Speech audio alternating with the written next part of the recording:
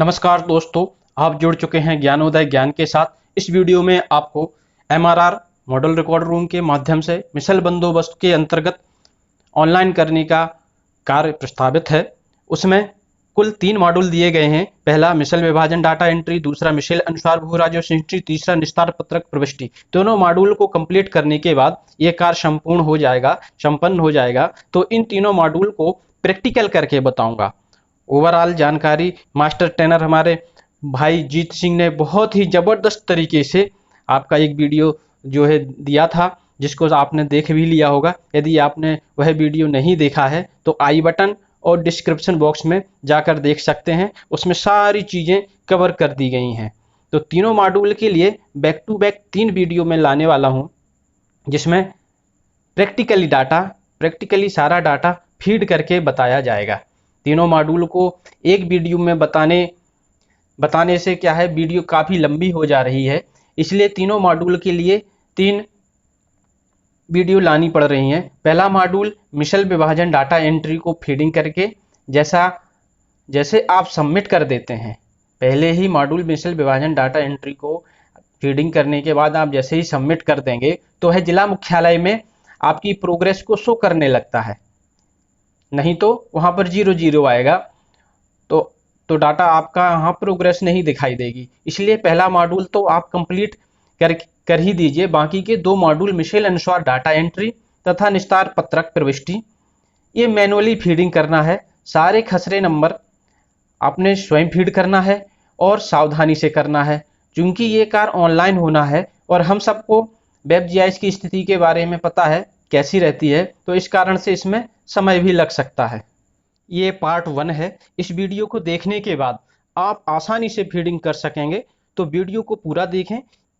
यदि आप चैनल पर पहली बार पधारे हैं तो सब्सक्राइब कर लें और अगली आने वाली पार्ट 2 और पार्ट 3 की वीडियो का नोटिफिकेशन आपके पास सबसे पहले पहुंचे, इस घंटी को दबा दें। तो आइए देखते हैं।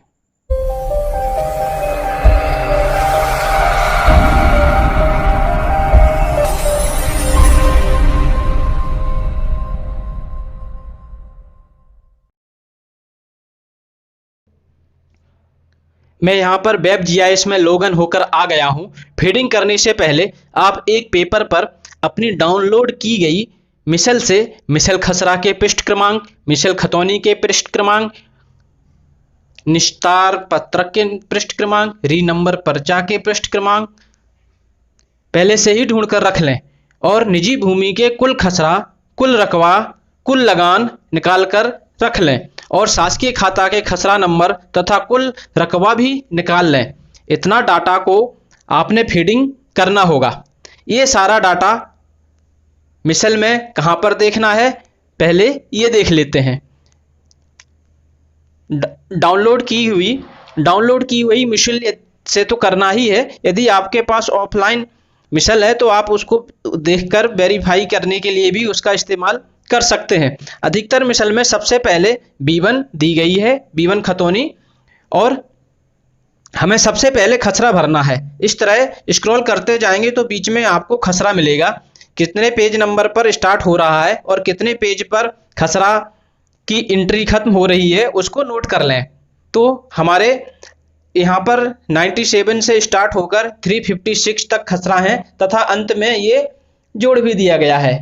पेज नंबर सेलेक्ट करते समय ध्यान रखना है जिसमें एंट्री हो वह छूटना नहीं चाहिए।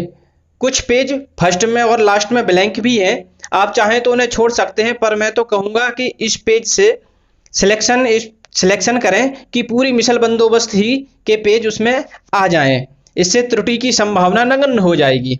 इस प्रकार से मिसल खतौनी के पेज सिलेक्ट करेंगे। मिसल में कहीं भी नहीं लिखा है कि ये खतौनी है, लेकिन हम जानते हैं खतौनी में एक या एक से अधिक अधिकारों में धारण की गई भूमि एक स्थान पर दर्शाई जाती है। प्रत्येक खाते का पृथक क्रमांक होता है। एक व्यक्ति द्वारा धारण किए गए सभी खाते या सर्वे नंबर उसके नाम के सामने दर्शाए जाते हैं और अंत में यहाँ पर टोटल दिया रहेगा। वहाँ पर 2 प्रकार की भूमि को दर्शाया गया है, पहला निजी और दूसरा शासकीय। भूमि 2 प्रकार की ही होती है, एक किसी व्यक्ति विशेष की यदि उसकी नहीं है तो है शासन या जमीन सरकारी है।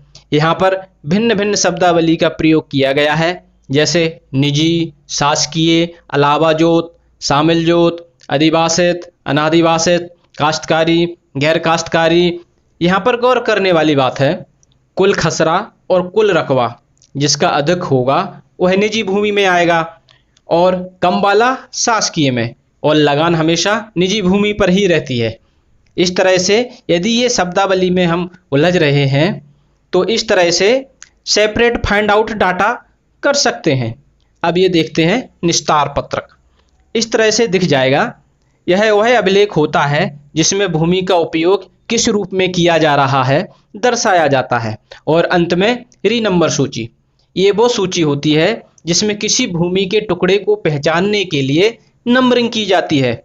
तो बंदोबस्त से पहले उसका क्या नंबर था और उसे बंदोबस्त के बाद कौन सा नंबर अलॉट किया गया है। जो नंबर अलॉट किया गया है उसी का प्रयोग आज हम लोग कर रहे हैं। तो इस तरह से सारा डाटा हमने एक पेज में अलग से नोट कर लिया है। अब फीडिंग के लिए चलते हैं। यहाँ पर बंदोबस्त क्रमांक डालना है। ये हमारी मिसल के कवर पेज में लिखा हुआ है। इसके बाद बंदोबस्त वर्ष लागू, यहाँ पर से सन लिखना है। कई मिसल के कवर में पेज पर ये लिखा नहीं है, तो आप यहाँ ऊपर जाकर इसको देखकर भर सकते हैं। यहाँ पर मिसल खसरा का पृष्ठ क्रमांक कहाँ से कहाँ तक भरना है। पेज ओरिएंटेशन में 3 ऑप्शन दिए गए हैं। डिफ़ॉल्ट यानी जैसे पेज मिसल में वैसा ही रखा जाए, पोर्ट्रेट और लैंडस्केप जिसको आप सिलेक्ट करके वैसा ही पेज दिखेगा। ये पहला पेज पोर्ट्रेट और दूसरा लैंडस्केप है। इस तरह से पेज आपको दिखाई देगा। और दिशा, मिसल के पेज को सीधा करने के लिए ये ऑप्शन है। यहाँ पर जो हमने निकाले थे पृष्ठ क्रमांक उनको यहाँ पर भर देते हैं। जो हमारा 97 से 356 तक है हमारा मिसल खसरा है। इसके बाद मिसल खतौनी के पेज फिल कर देंगे जो 1 से लेके 96 यानी कि 1 to 96 तक हैं। यहाँ से आप अपने मिसल के पेज को सीधा कर सकते हैं क्लॉकवाइज और एंटी क्लॉकवाइज करके। यहाँ पर देखने वाली बात यह है कि रिकॉर्ड रूम ने जब मिसल को स्कैन किया है तो यह ध्यान नहीं रखा गया कि पेज सीधा दिखेगा या टेढ़ा। उसके लिए यहाँ पर ऑप्शन दिया गया है। मेरा मिसल खसरा के पेज सीधे हैं तो मैं यहाँ पर डिफ़ॉल्ट कर देता हूँ। पूरी मिसल में कई पेज सीधे और कई पेज टेढ़े हैं। हमें यह ध्यान रखना है कि अधिक से अधिक पेज में एंट्री है उनको सीधा कर लेना है। करके देख लीजिए कि पेज रोटेट क्लॉकवाइज करने से सीधा हो रहा है या रोटेट क्लॉकवाइज एंटी क्लॉकवाइज करने से सीधा हो रहा है। जिससे भी पेज सीधा हो रहा है उसको यहाँ पर क्लिक करने से उस ऑप्शन को ही यहाँ पर क्लिक कर देंगे। इससे जो पेज नंबर यहाँ पर भरे हैं वह सारे के सारे चेंज हो जाएंगे।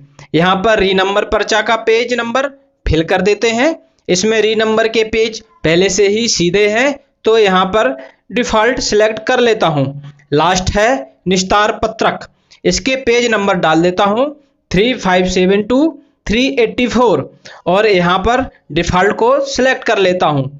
अब मिसल खसरा की जानकारी भरते हैं जो बहुत ही इम्पोर्टेंट डेटा है, जिसमें खाता का योग निजी, खाता का योग शासकीय, कुल खसरा, कुल रकवा, कुल लगान फिल करना है। हमने पहले ही फाइंड आउट कर रखी है। सिंपली यहाँ पर वैल्यू को पुट कर देते हैं।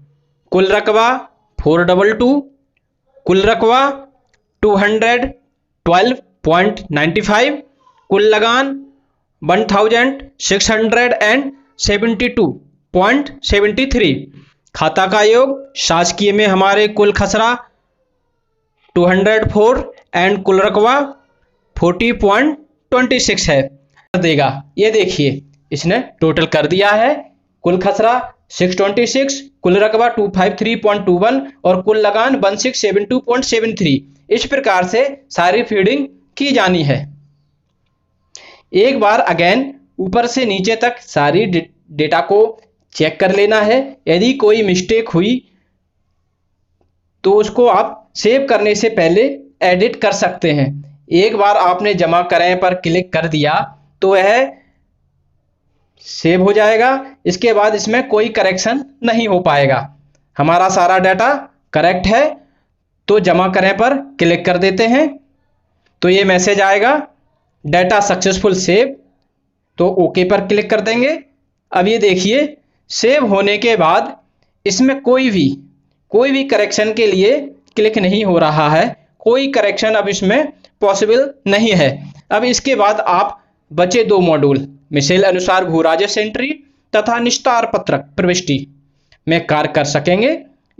इसको जब तक ये पहला मॉड्यूल कंप्लीट नहीं करते तब तक मॉड्यूल में डाटा नॉट फाउंड आता रहता है। जब ये आप पहला मॉड्यूल को ही फिल करेंगे तभी आप नेक्स्ट दो बचे हुए मॉड्यूल को ही वहां पर जाके डाटा को फिलिंग कर सकते हैं। जिन भी साथी को वेब जीआईएस में ओटीपी और लॉगआउट की समस्या बार बार आती है वह पफन ब्राउज़र, हाँ जी हाँ, पफन ब्राउज़र को यूज करके देखें। ये औरों के मुकाबले थोड़ा वेब जीआईएस के लिए फ्रेंडली है। तो इस प्रकार से ये सारी प्रोसेस प्रैक्टिकली करके आपको बताई। इसका दूसरा पार्ट और तीसरा पार्ट अपलोड किया जा रहा है। जैसे ही अपलोड हो जाता है आपको मालूम चल जाए, इसके लिए बेल आइकन को प्रेस कर दें। यदि चैनल को सब्सक्राइब नहीं किया है तो सब्सक्राइब कर लें। I think all query is clear, still there is some doubt, do comment. साथियों एक लाइक तो बनता है। Thank you for watching, have a nice day.